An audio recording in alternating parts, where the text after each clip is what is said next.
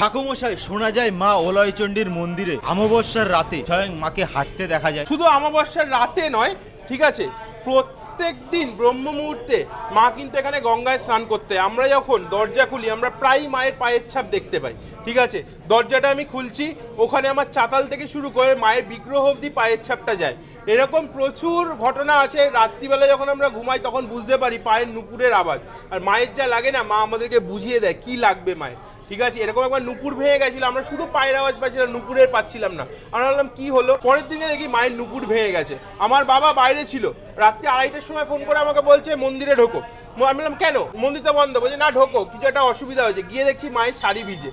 মা আমাদেরকে ইঙ্গিত দেয়, আকার ইঙ্গিত প্রচুর দেয়। ঠিক আছে, আমি এখানে আছি, আমি এখানে তাহলে বলতে পারি মা জাগ্রত, মা জীবন্ত, মা সবার কথা শোনে। জাগ্রত মানে দেখো, আমি আবার বলছি, আমার একদিনের মন্দির নয়, বা 1 বছর 2 বছর 5 বছরের নয়। ঠিক আছে, আমার কিন্তু 478 বছর কমপ্লিট হলো এবার ওলাইচন্ডী মন্দিরে। ঠাকুমশাই, মাকে কি দিয়ে পুজো দিলে মা সবার মনস্কামনা পূর্ণ মন ভরা ভক্তি, মন ভরা ভক্তি দিয়ে পুজো দিলে মা কথা শুনতে বাধ্য। আর সাদা কাগজে লাল কালি দিয়ে নামগোত্র, নীল কালি দিয়ে মনস্কামনা লিখে 14ই জুলাই বা যে কোনো অমাবস্যায়, আর সামনে আপনি অমাবস্যাটা 14ই জুলাই সে জমা দিন, পুজো দিন, মায়ের জল নিন আর ভোগ প্রসাদ নিয়ে যান, আপনার মনস্কামনা পূরণ হতে বাধ্য। ঠাকুমশাই, এই বট গাছটা কত বছরে? এই বটগাছটা প্রায়, দেখো আমি তোমাকে এটা আনুমানিক বলতে পারবো তোমাকে, ওই ধরনের 250 থেকে 300 বছর।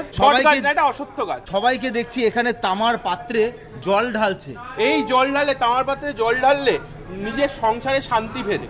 ঠিক আছে, এখানে যদি দেখো ঘরটা আছে, এটা আমি তোমাকে দেখাতে পারবো। ঘটে জল দিলে শান্তি ফেরে।